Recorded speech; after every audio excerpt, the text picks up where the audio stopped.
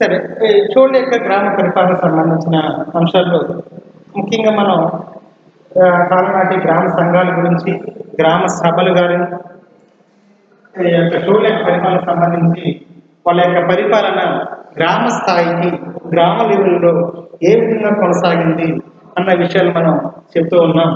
చోళ యొక్క పరిపాలనకు సంబంధించి మనం ఇప్పటివరకు కూడా గ్రామ సంఘాలు, గ్రామ సభలు, అదేవిధంగా గ్రామ సభలు నిర్వహించే విధుల గురించి ప్రస్తావించడం జరిగింది. చోళ యొక్క పరిపాలనకు సంబంధించి గ్రామ స్థాయిలో ఏ విధంగా గ్రామ సభలు నిర్వహిస్తూ ఉండేవి, గ్రామ సభల యొక్క విధులు ఏంటి అనేది మనం ఆల్రెడీ ఒకసారి చెప్పాము. దీని ముందు క్లాసులోనే మనం చోళ కాలంలో గ్రామ సభలు కొన్ని ఆధారాలు, కొన్ని చోళ కాలంలో గ్రామ సభలకు విశేషమైనటువంటి ఆధారాలు ఉండేవని, ఆ ఆధారాల ద్వారా ఆధారాలను ఉపయోగించుకునే చోళ కాలంలో అనేక చోళ కాలంలో గ్రామ సభలు విశేషమైనటువంటి అధికారాలు కలిగి ఉన్నాయి. గ్రామ సభలు అధికారాలని కలిగి ఉన్నాయి. అలాంటి అధికారాలు ఏంటంటే ముఖ్యంగా గ్రామ స్థాయిలో గ్రామ సభలు కలిగి ఉన్నటువంటి అధికారాల విషయాలను చూసుకుంటే ఫస్ట్ వన్ పన్నులు వసూలు చేయడం. ఫస్ట్ వన్ పన్నులు వసూలు చేయడం అని, సెకండ్ వన్ పన్నులు ఎవరైతే చెల్లించలేదో వాళ్ళ ఆస్తిని జప్తు చేయడం, పన్నులను చెల్లించిన వారి ఆస్తులను జప్తు చేయడం లాంటి కార్యక్రమాలు జరుగుతూ ఉండేవి. నెక్స్ట్ చోళ కాలంలో గ్రామ సభలు కలిగినటువంటి అధికారం ఏంటంటే, మరొక అధికారం ఏంటంటే అవసరమైతే గ్రామ స్థాయిలో కొత్త పన్నులను విధించడం, పన్నులు వసూలు చేయడం, పన్నులు వసూలు చేయని వారి యొక్క ఆస్తి, ఎవరైతే పన్నులు చెల్లించలేదో వాళ్ళ ఆస్తిని జప్తు చేయడం.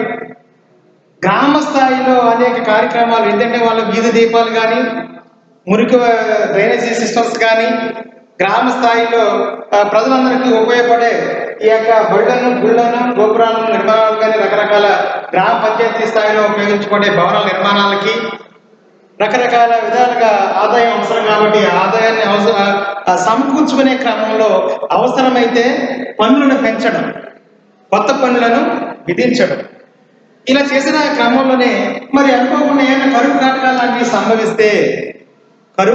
లాంటివి సంభవిస్తే అలాంటి సమయంలో పన్నులను తగ్గించడం కానీ, ఆనాటి పరిస్థితులను అవగాహన చేసుకుని ఆనాటి ప్రభుత్వం కానీ, గ్రామ స్థాయి అధికారులు కానీ అవసరమైతే రద్దు చేసే అవకాశం కూడా, అధికారం కూడా వీళ్ళకి ఉంది అన్న విషయం మనకి తెలుస్తూ ఉంది. అంతేకాకుండా నేర విచారణ జరిపి ఎవరు పడితే వారు ఎలా పడితే అలాగా శిక్షణ కాకుండా నేర విచారణ జరిపి మాత్రమే శిక్షలు విధించినటువంటి విధానం మనకి తెలుస్తూ ఉంది. సరే, చోళ పరిపాలనా స్థానాల యొక్క విధానంలో గ్రామ స్థాయిలో ఆ విధమైనటువంటి అధికారాలు గ్రామ సభలకు ఉంటే మరి న్యాయపాలన ఎలా కొనసాగింది అంటే, చోళ యొక్క పరిపాలనా కాలంలో ఎలాంటి పద్ధతి ఉందంటే జ్యూరీ పద్ధతి అమల్లో ఉంది.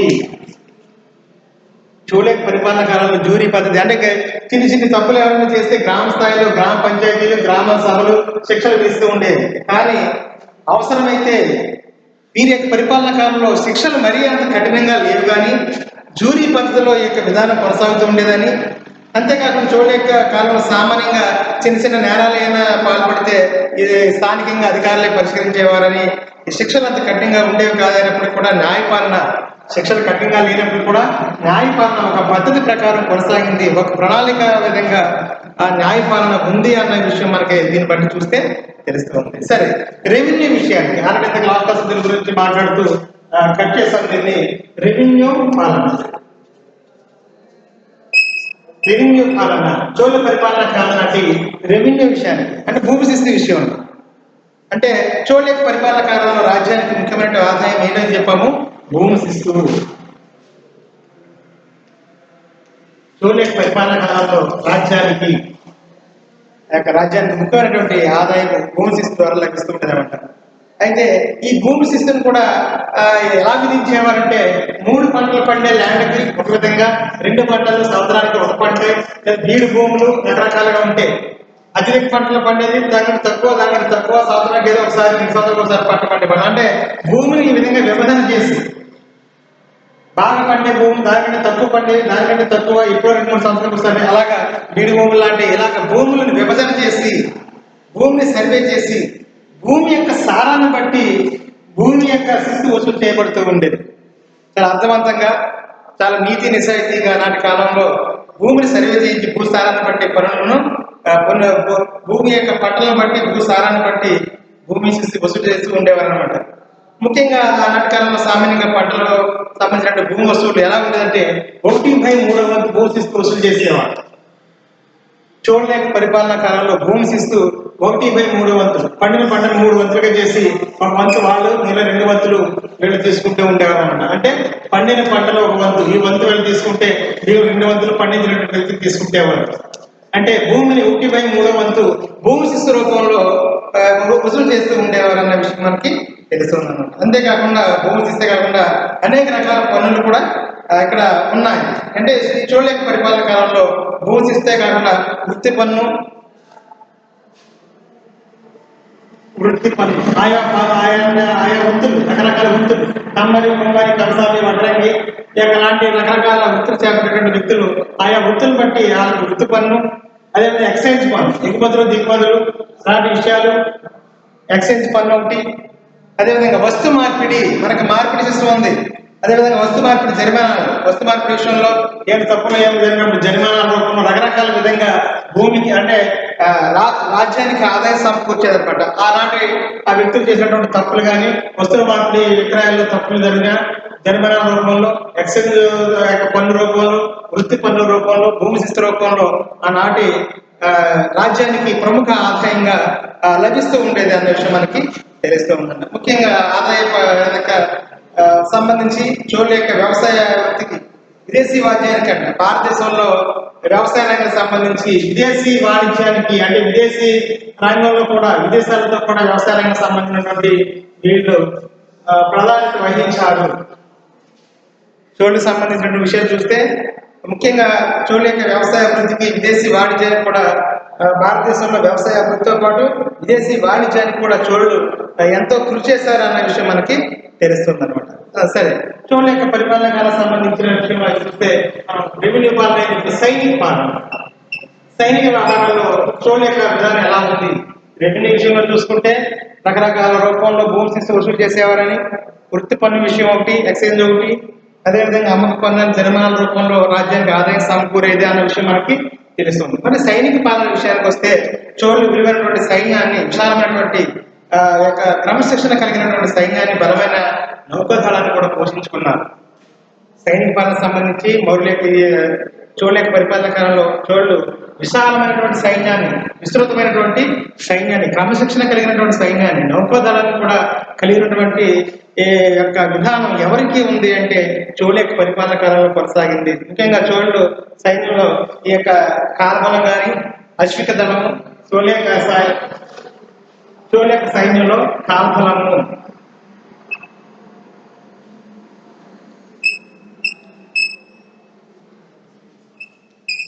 అశ్విక దళం, కాల్బలము, అశ్విక దళం, అశ్విక దళము, అదేవిధంగా ఫిరంగి దళం ఉంది, గజబలం కూడా ఉంది. ఫిరంగి దళము, గజబలం,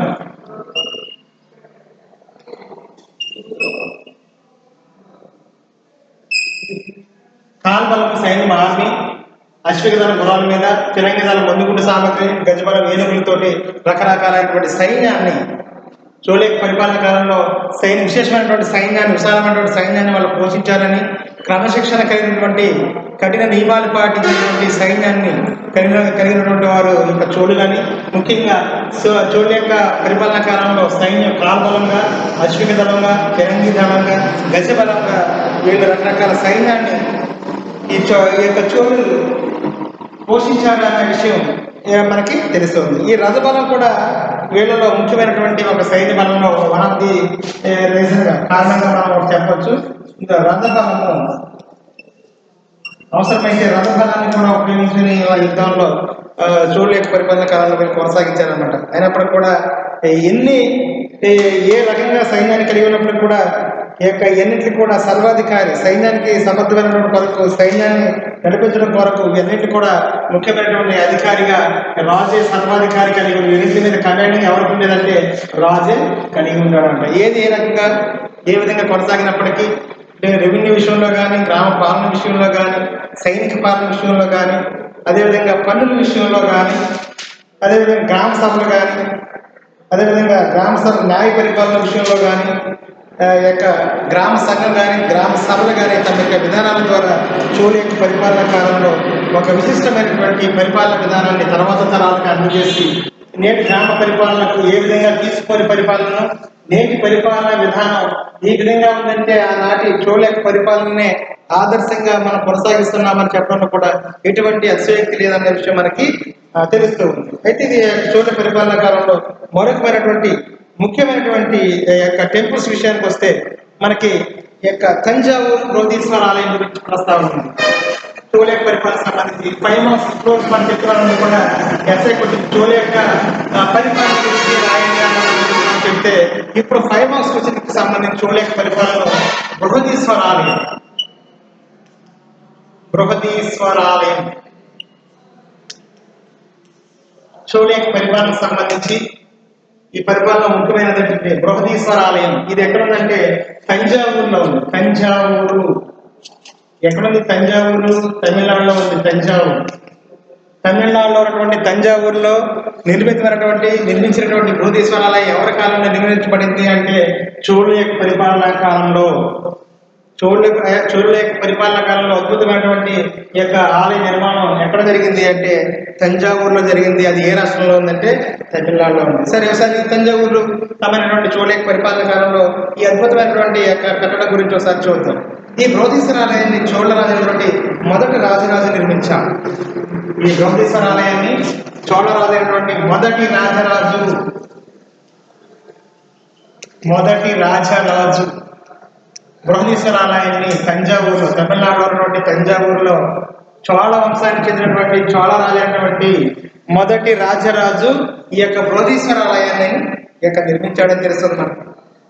ఇక తమిళనాడులో ఉన్నటువంటి ఈ బృహదీశ్వర ఆలయం చోళ దేవాలయం అన్నింటిలోకెల్లా అతి ముఖ్యమైనటువంటి ఆలయం. చోళలు నిర్మించినటువంటి ఆలయాలను అన్నింటిలోకెల్లా చోళ చక్రవర్తులు నిర్మించినటువంటి అన్ని ఆలయాల్లోకెల్లా అతి ప్రధానమైనది, ముఖ్యమైనటువంటి ఆలయాలు ఆ యొక్క ఆలయం మొదటి రాజరాజు తంజావూరులో నిర్మించినటువంటి బృహదీశ్వర ఆలయం. ఈ యొక్క బృహదీశ్వర ఆలయం యొక్క విశేషత చుట్టే ఈ ఆలయ యొక్క గర్భగుడి పైన ఉన్నటువంటి విమానం ఎత్తు సుమారు 200 అడుగులు, సుమారు 200 అడుగులు ఎత్తైనటువంటి విమానం. దాని పైన ఉన్నటువంటి యొక్క విధానం చూస్తే ఈ యొక్క ఆలయ యొక్క గర్భగుడి పైన ఉన్నటువంటి విమాన ఆకారంలో దూసుకొచ్చినటువంటి విమానం ఆకారంలో ఉన్నటువంటి గర్భగుడి పైన ఉన్నటువంటి విమానం ఆలయ యొక్క విధానం ఎత్తే అంటే సుమారు 200 అడుగులు ఉందన్నమాట. ఈ విమానం నీడలు ఎప్పుడు కూడా నేలపై పడకుండా ఉండడం ఇక్కడ విశేషం. అంటే 200 అడుగుల పొడవుగా ఉన్నటువంటి ఈ విమానం యొక్క విధానం చూసుకుంటే దాని యొక్క ఎండ దాని మీద పడినప్పుడు దాని నీడ కింద పడకుండా ఉండడం, ఎప్పుడు నేల మీద పడకుండా ఉండడం ఇక్కడ విశేషం అనమాట. అందువల్లే పెర్సీ బ్రౌన్ అనేటువంటి పండితులు తంజావూరు విమానం భారతీయ వాస్తు చరిత్రకు ఒక అద్భుతమైనటువంటి విధానం అని చెప్పుకోవడం. ఎవరంటే పెర్సీ బ్రౌన్ అనేటువంటి ఒక చరిత్రకారుడు. పెర్సీ బ్రౌన్ అనేటువంటి చరిత్రకారుడు ఈ విధానం గురించి అనే పండితుడు ఈ యొక్క తంజావూరులో విమాన ఆకారంలో రూపొందించినటువంటి దేవాలయాన్ని చాలా అద్భుతంగా అనమాట. అంటే దీని విమానం యొక్క మీద పడినప్పుడు విమానం పైన ఎండ ఆ ఆకారంలో నిర్మించిన విమానం నీడలు ఎప్పుడు కూడా నేలపై పడకుండా ఉండడం ఇక్కడ విశేషమైనవని పెర్సీ బ్రౌన్ అనేటువంటి పండితుడు ఆ తంజావూరులో విమానం ఒక భారతీయ వాస్తు చరిత్రలోనే అద్భుతమైనది, భారతీయ వాస్తు చరిత్రలోనే ఈ యొక్క విధానం, ఈ నిర్మాణం అద్భుతమైనదని పెర్సీ బ్రౌన్ అనేటువంటి పండితుడు ఈ యొక్క తంజావూరు బృహదీశ్వర ఆలయం గురించి తెలియజేయడం అనేది జరిగిందనమాట. అయితే ఈ ఆలయ నిర్మాణం ఎప్పుడు జరిగింది, ఎప్పుడు పూర్తయిందంటే ఈ ఆలయ నిర్మాణం స్టార్ట్ చేసింది క్రీస్తకం 1003-4 మధ్య స్టార్ట్ చేస్తారు. ఈ యొక్క ఆలయ నిర్మాణం క్రీస్తకం 1003-1004 మధ్య ప్రారంభించారు.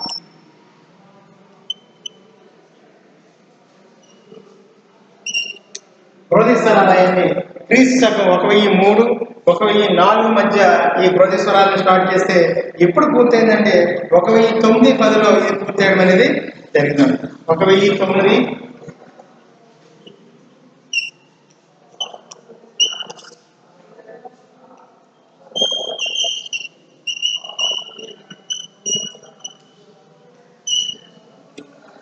1003-4 మధ్య స్టార్ట్ అయితే 1009-10 మధ్య 1009-10లో ఇది పూర్తయినటువంటి విధానం మనకి తెలుసు. మొత్తం ఇది ఆలయం ఒక అద్భుతమైన నిర్మాణంగా చెప్పాలంటే బృహదీశ్వరాలయం మొదటి రాజరాజు కీర్తి ప్రతిష్టలకు ఇది ఒక చిహ్నంగా గుర్తిండిపోయింది, నిలిచిపోయింది.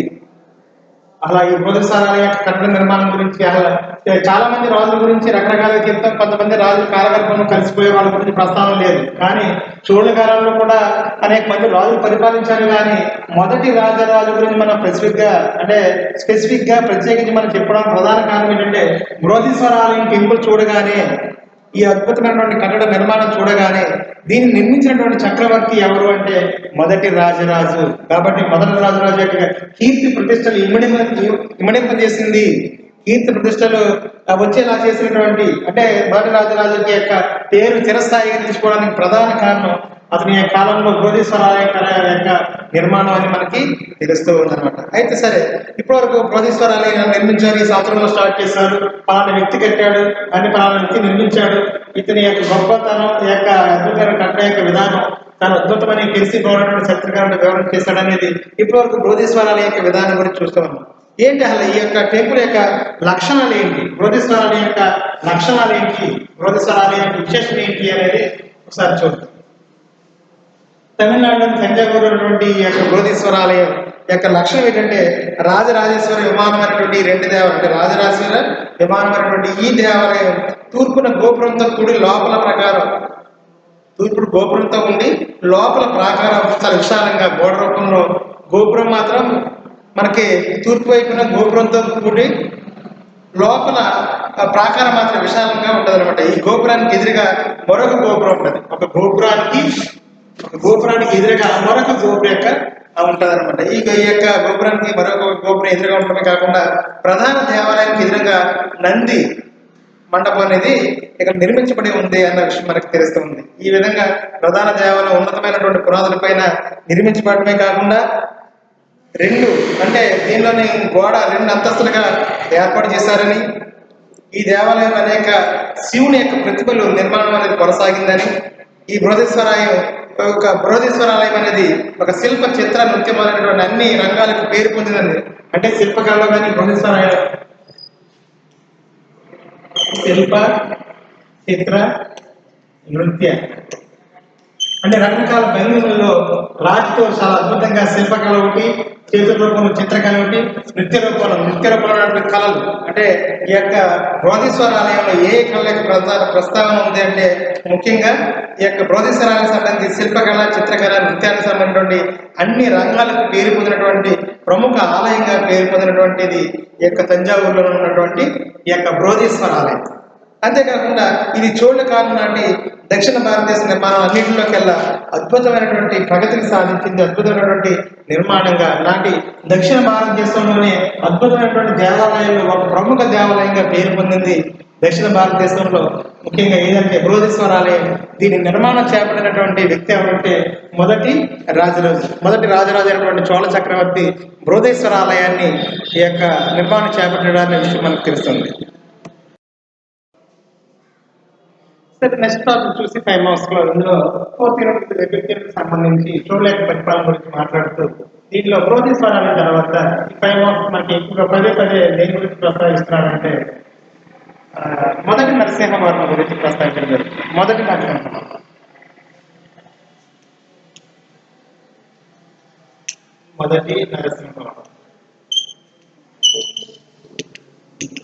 ఎవరి మొదటి నరసింహవర్మ ఏంటి గురించి ప్రస్తావన ఒకసారి మనం చూస్తే, మొదటి నరసింహవర్మ పల్లవ రాజు అని మనకు తెలుస్తుంది.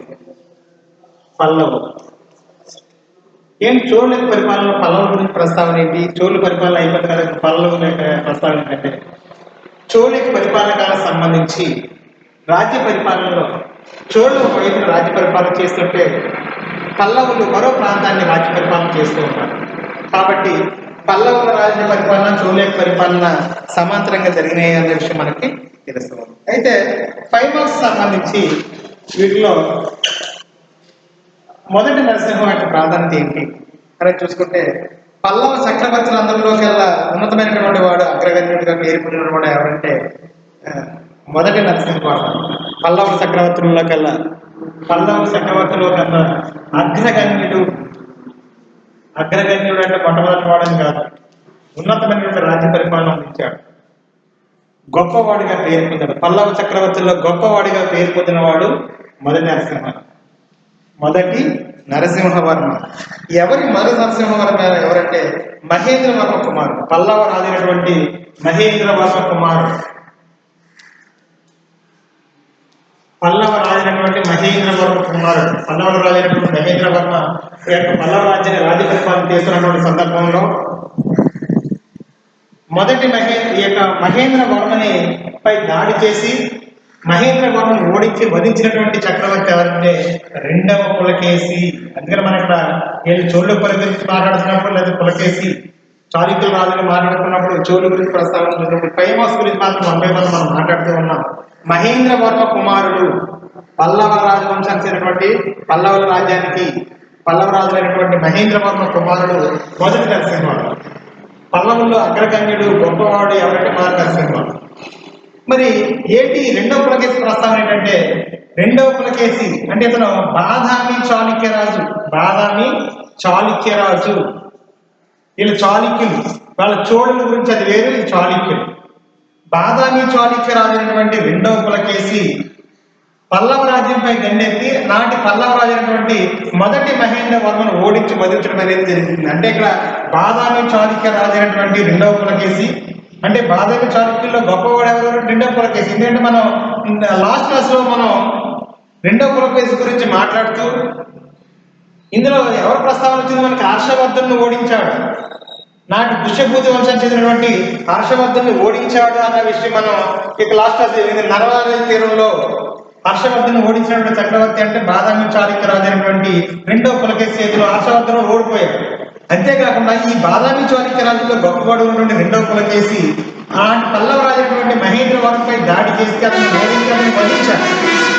కాబట్టి అతను వధించాడు కాబట్టి ఈ ప్రాంతంలో చాలా భాగాల్ని ఈ రెండవ పులకేశి తన సామ్రాజ్యంలో కలిపేసుకున్నాడు. అంటే ఇప్పుడు అటు పుష్యభూతి వంశం చెందినటువంటి హర్షవర్ధనుడు చంపబడ్డాడు. అదేవిధంగా పల్లవరాజు అయినటువంటి మహేంద్రవర్మ ఇక్కడ ఎవరి చేతిలో చంపబడ్డాడంటే రెండవ పులకేశి అయినటువంటి బాదామి చాళుక్య రాజు అయినటువంటి రెండవ పులకేశి చేతిలో హత్య చేయబడ్డాడు. అంటే తర్వాత రాజ్యానికి ఎవరు వచ్చారు? ఇక్కడ మొదటి నరసింహవర్మ. ఎవరి మొదటి నరసింహవర్మ అంటే మహేంద్రవర్మ కుమారుడైనటువంటి మొదటి నరసింహవర్మ. మహేంద్రవర్మ కుమారుడైనటువంటి మొదటి నరసింహవర్మ రాజ్యానికి రావడం జరిగింది. ఎప్పుడైతే రాజ్య పరిపాలన స్టార్ట్ చేశాడో, ఎవరు స్టార్ట్ చేశారు రాజ్య పరిపాలన అంటే మొదటి నరసింహవర్మ రాజ్య పరిపాలన చేశాడు. అంటే ఇప్పుడు సింహాసనానికి ఎవరికి వచ్చారు అంటే మొదటి నరసింహవర్మ. ఇప్పుడు మనం మాట్లాడుతున్నది మొదటి నరసింహవర్మ గురించి. సరే, ఈ మొదటి నరసింహవర్మ పల్లవ చక్రవర్తులందరిలో గొప్పవాడిగా పేరు పొందాడని, ఇతడు ఎవరి కుమారుడు అని చెప్పబడ్డామంటే మహేంద్రవర్మ కుమారుడిగా పేరు పొందినవాడు మొదటి నరసింహవర్మ. ఈ మొదటి నరసింహవర్మ ఎక్కడ పరిపాలన కాలంలో పల్లవుల యొక్క కీర్తి దక్షిణ భారతదేశంలోనే ఒక ఉన్నతమైనటువంటి స్థానంలో కొనసాగింది. యొక్క మొదటి నరసింహవర్మ పరిపాలన కాలంలో యొక్క దక్షిణ భారతదేశంలోనే చాలా ఉన్నతంగా కొనసాగింది. పరిపాలన కాలంలో పల్లవుల యొక్క కీర్తి దక్షిణ భారతదేశంలోనే ఉన్నతంగా కొనసాగింది అన్న విషయం మనకి తెలుస్తుంది. ముఖ్యంగా ఇతని కాలంలో చాళుక్యులు పల్లవుల మధ్య మొదటి నరసింహవర్మ పరిపాలన కాలంలో ఎవరెవరికంటే చాళుక్యులు పల్లవుల మధ్య, చాళుక్యులకి పల్లవులకి మధ్య అనేక యుద్ధాలు జరిగినటువంటి విషయం మనకి తెలుస్తుంది. అంటే మొదటి నరసింహవర్మ దేనికి సంబంధించిన రాజు అంటే పల్లవ రాజు. మరి వీళ్ళకి ఎవరికి మధ్య జరిగిందంటే చాళుక్యుల మధ్య జరిగింది. ఈ చాళుక్యుల మధ్య జరిగింది అంటే మరి చాళుక్యులకు సంబంధించినటువంటి బాదామి చాళుక్య రాజే రెండో పులకేసే పల్లవ రాజు అయినటువంటి మహేంద్రవర్మని వధించాడు, చంపాడు. కాబట్టి మహేంద్రవర్మ చనిపోయిన అనంతరం వారసత్వంగా పల్లవ సింహాసనాన్ని ఎవరు అధిష్ఠించారంటే మహేంద్రవర్మ కుమారుడైనటువంటి మొదటి నరసింహవర్మ రాజ్య పరిపాలన స్టార్ట్ చేస్తాడు. పల్లవ వంశానికి చెందినటువంటి మహేంద్రవర్మ ఎప్పుడైతే రెండవ పులకేశి చేతిలో ఓటమి చెందాడో సింహాసనానికి ఎవరు వచ్చారంటే మొదటి నరసింహవర్మ, అంటే మహేంద్రవర్మ కుమారుడు మొదటి నరసింహవర్మ. ఇప్పుడు ఇతని లక్ష్యం ఏంటంటే తన రాజ్యంలో కొద్ది భాగాన్ని ఆక్రమించుకున్నటువంటి రెండో పులకేశిని ఓడించి తన ప్రాంతాన్ని తెచ్చుకోవడమా, లేకపోతే తన తండ్రిని వధించినటువంటి రెండో పులకేశిని హత్య చేయడమా అనేది ఇతని సింహాసనం వచ్చిన తర్వాత ఒక లక్ష్యంగా ఎంచుకోవడం అనేది జరిగింది. అందుకని మొదటి నరసింహవర్మ యొక్క విధానాలు చూస్తే మొదటి నరసింహవర్మ సింహాసనాన్ని అధిష్ఠించిన వెంటనే నాటి చాళుక్యుల రాజులో మొదటి నరసింహవర్మ సింహాసనాన్ని అధిష్ఠించిన వెంటనే ఆ రోజుల్లో చాళుక్య రాజవంశంలో బాదామి లేదా వాతాపి అన్నాం. అంటే చాళుక్యుల పశ్చిమ రాజధాని, పశ్చిమ చాళుక్యులు వేళ్ళు. పశ్చిమ చాళుక్యులన్నా, బాదామి చాళుక్యులన్నా, వాతాపి చాళుక్యులన్నా ఒకటే అని చెప్పాము. పశ్చిమ చాళుక్యులన్నా, బాదామి చాళుక్యులన్నా, వాతాపి చాళుక్యులన్నా ఒకటే. తూర్పు చాళుక్యులన్నా, వేంగి చాళుక్యులన్నా ఒకటే. మధ్య చాళుక్యులన్నా, కళ్యాణి చాళుక్యులన్నా ఒకటే అని చెప్పాము. ఎందుకంటే తూర్పు చాళుక్యుల రాజధాని వేంగి, పెదవేగి, ఏలూరు సమీపంలో దెందులూరు ఈ సరౌండింగ్ లో ఉన్నటువంటి చాళుక్యుల రాజ్య పరిపాలన సంబంధించింది తూర్పు భాగం కాబట్టి ఈ యొక్క తూర్పు చాళుక్యులు వేంగి అనే ప్రాంతాన్ని రాజధానిగా చేసిన రాజ్య పరిపాలన చేశారు కాబట్టి తూర్పు చాళుక్యులన్నా వాళ్ళని వేంగి చాళుక్యులన్నా ఒక విధంగా పిలవడం అనేది జరుగుతుంది. మరి పశ్చిమ భాగంలో చాళుక్యులు ఉన్నారు. వాళ్ళు రెండో పులకేశి సంబంధించినటువంటి వీళ్ళు రాజ్య పరిపాలన చేసింది అరేబియా అంటే పశ్చిమ భాగం భారతదేశానికి పశ్చిమ వైపు వీళ్ళు రాజ్య పరిపాలన చేశారు. అందువల్ల వీళ్ళని పశ్చిమ చాళుక్యులు అంటారు. వీళ్ళ రాజధాని వాతాపి లేదా బాదామి. అందువల్ల వాతాపి చాళుక్యులన్నా, బాదామి చాళుక్యులన్నా, పశ్చిమ చాళుక్యులన్నా ఒకటే. మరి ఈ పశ్చిమానికి తూర్పుకి మధ్యలో కొంతమంది రాజులు రాజ్య పరిపాలన చేశారు, చాళుక్య వంశానికి చెందినటువంటి వ్యక్తులు. వాళ్ళని మధ్య చాళుక్యులు అంటారు. వాళ్ళ రాజధాని కళ్యాణి. అందువల్ల మధ్య చాళుక్యులన్నా, కళ్యాణి చాళుక్యులన్నా ఒక్కటే. ఇక్కడ మనం రెండో పులకేశి సంబంధించినటువంటి విషయాల్లో మనం మాట్లాడుతూ ఈ పల్లవులు ఎవరితో ఎక్కువ ఘర్షణ పడ్డారు అంటే పశ్చిమ చాళుక్య సంబంధించిన వాళ్ళు ఎక్కువ ఘర్షణ పడ్డారు. కాబట్టి చాళుక్యులకి పల్లవులకి మధ్య ఇక్కడ ఘర్షణ తలెత్తింది. ఈ విషయం చూసుకుంటే మనం ఈ చాళుక్యుల్లో గొప్పవాడిగా పేరు పొందినటువంటి రెండో పులకేశి పల్లవ రాజ్యంపై దండెట్టాడు. రెండో పులకేశి పల్లవ రాజ్యంపై దండెత్తడం అంట. రెండో అంటే బాదామి చాళుక్యుల్లో గొప్పవాడిగా పేరు పొందినటువంటి ఈ యొక్క రెండో పులకేశి పల్లవ రాజ్యంపై దండెత్తగానే పల్లవ యొక్క రాజు యొక్క మొదటి పల్లవ రాజు ఎవరు కూడా మొదటి నరసింహవర్మ. వెంటనే పల్లవ రాజు అయినటువంటి మొదటి నరసింహవర్మ తన యొక్క ఈ విషయంలో మనం చూసుకుంటే ఈ యొక్క మొదటి నరసింహవర్మ యొక్క రాజ్యానికి సంబంధించినటువంటి పల్లవ రాజ్యంపై ఆనాటి చాళుక్య రాజుగా బాదామి చాళుక్య రాజు అయినటువంటి గొప్పవాడిగా పేరు పొందినటువంటి చాళుక్య రాజుగా పేరు పొందినటువంటి రెండో పులకేశి పల్లవ రాజ్యంపై దండెత్తించాడు అనమాట. ఇలాంటి సమయంలో ఈ పల్లవులకి ఈ పల్లవ రాజు అయినటువంటి మొదటి నరసింహవర్మకి అదేవిధంగా బాదామి చాళుక్య రాజు అయినటువంటి రెండో పులకేశి మధ్య ఇంచుమించు 3 యుద్ధాలు జరిగినాయి.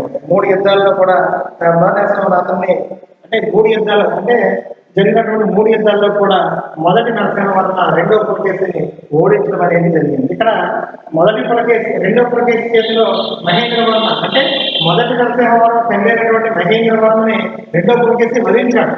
అనంతరం రెండో పులకేశి మొదటి మహేంద్రవర్మ కుమారుడు మొదటి నరసింహవర్మ కూడా పల్లవ రాజ్యంపై కూడా దాడి చేశాడు. కానీ తన తండ్రిని మించిన తనయుడిగా పేరు పొందినటువంటి మొదటి నరసింహవర్మ యొక్క శక్తియుక్తుల ముందు రెండో పులకేశి వాటిని చెందడం ఇంచుమించు 3 యుద్ధాలు జరిగినాయి. 3 యుద్ధాల్లో కూడా మొదటి నరసింహవర్మ చేతిలో రెండో పులకేశి వాటిని చెందడం అనేది జరిగింది. చివరకు ఇంచుమించు 642 క్రీస్తు శకం 642 సంవత్సరంలో క్రీస్తు శకం 642 సంవత్సరంలో మొదటి నరసింహవర్మ యొక్క రెండో పులకేశి రెండో పులకేశిని ఓడించి వధించి చాళుక్యుల రాజధాని ఉన్నటువంటి వాతాపిని పూర్తిగా ధ్వంసం చేశాడనమాట. ఎవరికి తన తండ్రికి వధించాడు కాబట్టి. మొదటి నరసింహవర్మ తండ్రి ఎవరు? మహేంద్రవర్మ. ఎందుకంటే ఎప్పుడో తన తండ్రిని వధించినటువంటి రెండో పులకేశిని అతనిపై దాడి చేసి అతను ఓడించి వధించి యొక్క రెండో పులకేశి రాజధాని అటువంటి యొక్క బాదామి లేదా వాతాపి యొక్క ప్రాంతాన్ని తను ఆక్యుపై చేస్తున్నాడు. పల్లవ సామ్రాజ్యంలో వాతాపిని కలిపేశాడు. అందువల్ల ఇతన్ని మొదటి నరసింహవర్మని ఏమని పిలుస్తారంటే వాతాపి కొండ. వాతాపిని పూర్తిగా ధ్వంసం చేశాడు కాబట్టి తన రాజధాని యొక్క పల్లవ రాజ్యంలో కలిపేసుకున్నాడు కాబట్టి వాతాపి కొండ అనే బిరుదును పొందాడు. ఎవరు అంటే మొదటి నరసింహవర్మ. వాతాపి కొండ. వాతాపి అన్న పేరు చూడగానే మనకి ఎవరి గురించి గుర్తుకు రావాలంటే చాళుక్యులు, పశ్చిమ చాళుక్యుల రాజధాని వాతాపి. ఇది ప్రముఖ రాజు ఎవరంటే రెండో పులకేశి. వాతాపి కొండ అంటే ఈ ప్రాంతాన్ని ఆక్యుపై చేసుకున్న తర్వాత మొదటి నరసింహవర్మ వాతాపి సామ్రాజ్యంలో కలిగిపోవడంతో అంతకి వాతాపి కొండ అనేటువంటి బిరుదుని పొందినటువంటి చక్రవర్తి మొదటి నరసింహవర్మ. అంతే కదా. రెండో పులకేశి మరణంతో ఎప్పుడైతే రెండో పులకేశి చనిపోయాడో చాళుక్య రాజ్యంలో కొన్ని అంతర్గత కలహాలు అనేవి స్టార్ట్ అయ్యాయి. ఎందుకంటే ఆ ప్రముఖ రాజుని మొదటి నరసింహవర్మ చంపేశాడు కాబట్టి, పల్లవ రాజు చంపేశాడు కాబట్టి ఈ యొక్క చాళుక్య రాజ్యంలో కొంత అధికారం కోసం కొన్ని కీచులాట్లు, కొన్ని గొడవలు, కొన్ని సంఘర్షణలు, కొన్ని ఈ యొక్క రాజ్యంలో స్వరాజ్యంలోని కొన్ని ఇబ్బందులు, కొన్ని ఘర్షణలు జరుగుతున్నటువంటి సిచ్యువేషన్ జరుగుతున్నటువంటి సందర్భంలో దీన్ని ఆసరాగా తీసుకుని మొదటి నరసింహవరం ఏం చేశారంటే చాళుక్య రాజ్యంలో ఇంచుమించు చాలా భాగాన్ని ఆక్రమించేశారు. ఎందుకంటే తన తండ్రిని మొదటి నరసింహవరం ఆయన తల్లి ఎవరు ఇక్కడ మహేంద్రవర్మ. కాబట్టి తన తండ్రిని వధించినటువంటి రెండవ పులకేశిని వధించి, అంటే తన తండ్రిని చెప్పాడు కాబట్టి ఆ కక్ష తీర్చుకున్నాడు. మొదటి నరసింహవర్మ ఆయన తండ్రి అయినటువంటి మహేంద్రవర్మని ఎవరు చంపారంటే రెండవ పులకేశి చంపాడు. ఇక్కడ మనం ఒకటి గమనించాలి, అక్కడ పుష్యపూజ వంశాలు చేసినటువంటి హర్షవర్ధనుడు గొప్ప చక్రవర్తి అన్నాం. చివరికి హర్షవర్ధనుడు ఎవరి చేతిలో ఓడిపోయాడు? రెండవ పులకేశి చేతిలో ఓడిపోయాడు. అదేవిధంగా మొదటి మహేంద్రవర్మను ఎవరు వధించారు? రెండవ పులకేశి వధించాడు. అంటే ఇక్కడ దక్షిణ పదంలో ఉన్నతమైనటువంటి రాజ్య పరిపాలన చేసి అగ్రగణ్యుడిగా పేరు పొందినటువంటి వాతాపి చాళుక్య రాజు ఎవరంటే రెండవ పులకేశి. బాదామి చాళుక్య వంశానికి చెందినటువంటి రెండవ పులకేశి. అలాంటి గొప్ప చక్రవర్తిని, మహేంద్రవర్మని హర్షవర్ధను ఓడించినటువంటి గొప్ప చక్రవర్తిని ఇక్కడ ఎవరు ఓడించారు, ఎవరు వధించారు అంటే పల్లవ రాజైనటువంటి మొదటి నరసింహవర్మ. ఎందుకంటే తన తండ్రిని చంపినటువంటి రెండవ పులకేశిని తన తండ్రిని చంపినందుకు గుర్తుగా తనను కూడా హత్య చేసి తన సామ్రాజ్యాన్ని తన రాజ్యంలో కలిపేసుకున్నటువంటి విధానం మనకు తెలుస్తుంది. అంటే ఆనాటి పరిస్థితులు ఎప్పుడైతే రెండవ పులకేశి చనిపోయాడో చాళుక్య రాజ్యంలో కొద్ది అధికారం కోసం అంతర్గత కలహాలు స్టార్ట్ అయినాయి. ఎప్పుడైతే వాళ్ళు కీచులాటలు స్టార్ట్ అయినాయి, రాజ్యంలో ఎవరు అధికారంలోకి రావాలి, చిన్న కొడుకు పెద్దాని కొడుకు వాళ్ళ సంబంధికులు వాళ్ళ వారసులు అని కీచులాటలు చిన్న చిన్న ఘర్షణలు గొడవలు జరుగుతున్నప్పుడు దీన్ని ఆసరాగా తీసుకున్నటువంటి మొదటి నరసింహవర్మ ఈ యొక్క పల్లవ ప్రాంతం పైన దండెత్తి ఆ రాజ్యంలో ఉన్నటువంటి దక్షిణ భాగాన్ని, ఆ యొక్క చోళ రాజ్యంలో ఉన్నటువంటి దక్షిణ భాగాన్ని, తనకి అనుకూలంగా ఉన్నటువంటి కొంత భాగాన్ని తన సామ్రాజ్యంలో ఆక్రమించేసుకోవడం అనేది జరిగిందనమాట. అంతేకాకుండా అతి కొద్ది రోజుల్లోనే ఇలా జరిగినటువంటి ఎప్పుడైతే అగ్రగణ్యుడు గొప్ప రాజుగా రెండవ పులకేశి పేరు పొందినటువంటి ఆ యొక్క రాజును సైతం ఓడించాడు. కాబట్టి అతి కొద్ది కాలంలోనే ఈ పల్లవులు ఈ పేరు పొందినటువంటి గొప్ప చక్రవర్తిగా పేరు పొందినటువంటి పల్లవులు చోళ పాండ్య రాజ్యాలను సైతం ఓడించి తన సామ్రాజ్యాన్ని విశాలంగా దక్షిణ భారతదేశంలో విస్తరింపజేసుకున్నారన్నమాట. ఎప్పుడైతే పల్లవులు ఈ యొక్క బాదామి చాళుక్య రాజును ఓడించారో చోళ, చేర, పాండ్యులపై దాడి చేశారు, చేర వంశస్థులపై దాడి చేశారు, చోళ వంశస్థులపై దాడి చేశారు. దక్షిణ పదంలో చోళ, చేర, పాండ్య రాజ్యాలను సైతం ఓడించి దక్షిణ పదంలో ఓడించి తన సామ్రాజ్యాన్ని విస్తరింపజేస్తున్నారు ఈ యొక్క పల్లవులు. ఈ పల్లవులు ఇంత గొప్ప సామ్రాజ్యాన్ని విస్తరింపజేసడానికి ప్రధాన కారణమైనటువంటి వ్యక్తి ఎవరంటే ఇక్కడ మొదటి నరసింహవర్మ. పల్లవుల వంశంలోనే పల్లవుల చక్రవర్తులందరిలో కూడా అగ్రగణ్యుడిగా పేరు పొందినటువంటి వ్యక్తి. అయితే అంతేకాకుండా ఇతను తన రాజ్యం, తన యొక్క భారతదేశంలోనే కాకుండా తన సమీప రాజ్యం ఉన్నటువంటి సింహళంపై కూడా దండెత్తాడు. సింహళం అంటే నేడు శ్రీలంక దేశం. ఇంతకుముందు దీన్ని సిలోన్ అని పిలిచేవారు. ఇంతకుముందు సింహళాన్ని సిలోన్ అని పిలిచేవారు. నేడు శ్రీలంకగా పిలువబడుతున్నటువంటి ఆ సింహళంపై కూడా దండయాత్ర చేసినటువంటి విషయం మనకి తెలుస్తూ ఉందన్నమాట. సింహళంపై దండయాత్ర చేసి ఆ ప్రాంతాన్ని ఉన్నటువంటి రాజును ఓడించి తన మిత్రుడిగా ఉన్నటువంటి యొక్క సింహళ రాజకుమారు అనేటువంటి మాధవవర్మ సింహళ యువరాజుగా ఉన్నటువంటి మాధవవర్మను ఆనాటి రాజును ఓడించి మాధవవర్మను యువరాజుగా ఉన్నటువంటి ఇతను సింహళపై కూర్చోబెట్టాడు. అధిష్టింపజేసినటువంటి గొప్ప చక్రవర్తి ఇక్కడ ఎవరంటే పల్లవ రాజు అయినటువంటి మొదటి నరసింహవర్మ అంట. అందువల్ల ఇతను దిగ్విజయాల వల్ల మొదటి నరసింహవర్మ ఇతను తన స్వదేశంలోనే కాకుండా పక్కన ఉన్నటువంటి రాజ్యాలు సైతం తనకు అనుకూలమైనటువంటి రాజులను ఏర్పాటు చేయగలిగే శక్తి సామర్థ్యాలు, ఒక యుద్ధ వీరుడు ఉన్నటువంటి లక్షణాలన్నీ కూడా ఆ రోజుల్లో పల్లవ రాజు మొదటి నరసింహవర్మ కలిగాడు. కాబట్టి ఇతన్ని మొదటి నరసింహవర్మని మహామల్ల అనే బిరుదుతోటి గౌరవించడం అనేది జరిగింది. మహామల్ల అనేటువంటి బిరుదు కలిగినటువంటి పల్లవ చక్రవర్తి ఎవరంటే మొదటి నరసింహవర్మ. అదేవిధంగా ఇతనికి వాతాపి కొండ అనేటువంటి బిరుదు కలదు. వాతాపిపై దాడి చేసి రెండవ పులకేశిని ఓడించి ఆ బాదామి చాళుక్య రాజధాని లేదా వాతాపి చాళుక్య రాజధాని ఆ ప్రాంతాన్ని తను ఆక్యుపై చేసుకున్నాడు. కాబట్టి అతను వాతాపి కొండ అని పిలుస్తారు. అదేవిధంగా ఇతన్ని మహామల్ల అనే బిరుదుతో కూడా ఇతన్ని గౌరవించినటువంటి విషయం మనకు తెలుస్తుంది అనమాట. అంతేకాకుండా పల్లవుల యొక్క పరిపాలన కాలంలో ఒక అద్భుతమైనటువంటి కట్టడం నిర్మించినటువంటి వ్యక్తి ఎవరంటే ఈ యొక్క మొదటి నరసింహవర్మ. ఇతర కాలంలో మహాబలిపురం నిర్మాణం చేపట్టినటువంటి వ్యక్తి. మహాబలిపురం నిర్మాత ఎవరంటే మొదటి నరసింహవర్మ. మహాబలిపురం యొక్క ఈ యొక్క అద్భుతమైనటువంటి నిర్మాణం చేపట్టింది. మహాబలిపురం యొక్క నిర్మాణం ఎవరు చేపట్టారంటే ఇతర కాలంలోనే మొదటి నరసింహ యొక్క కాలంలోనే అత్యధికంగా నిర్మించినటువంటి అద్భుతమైనటువంటి మహాబలిపురం నిర్వాహకులు కూడా ఇతరే మనకు తెలుస్తుంది అనమాట. ఈ యొక్క మహాబలిపురంలో ఏకశిలా రథాలు తొలిపించినటువంటి వ్యక్తి.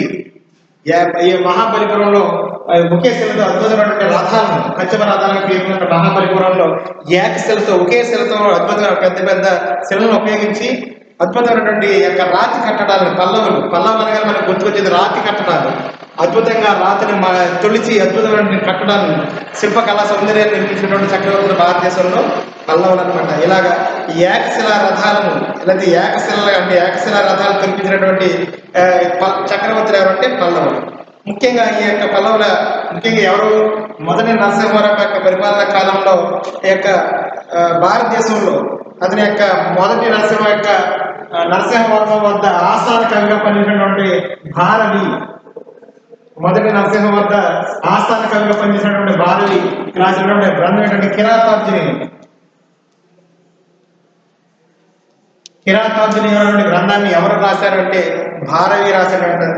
ఈ భారవి రాసినటువంటి ఈ కిరాతార్జుని అనే గ్రంథాన్ని రాసినటువంటి భారవి ఇతని యొక్క ఆస్థాన పండితుడు. మొదటి నరసింహవర్మ యొక్క ఆస్థాన పండితుడు ఎవరంటే భారవి అనమాట. ఈ భారవి కిరాతార్జుని అనేటువంటి గ్రంథాన్ని రాశాడు.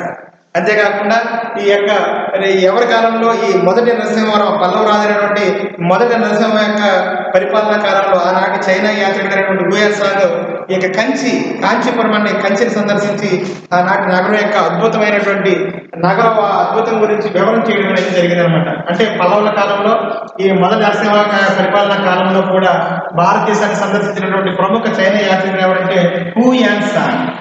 మనం ఇక్కడ గురించి ప్రస్తావించాము. హుయన్ సాంగ్ చైనా దేశానికి చెందినటువంటి రెండవ విదేశీ యాత్రికుడు, విదేశీ రాయబారి. మొట్టమొదటి పర్సన్ పాహియాన్, రెండవ వాడు హుయన్ సాంగ్, మూడవ వాడు ఇక్సింగ్.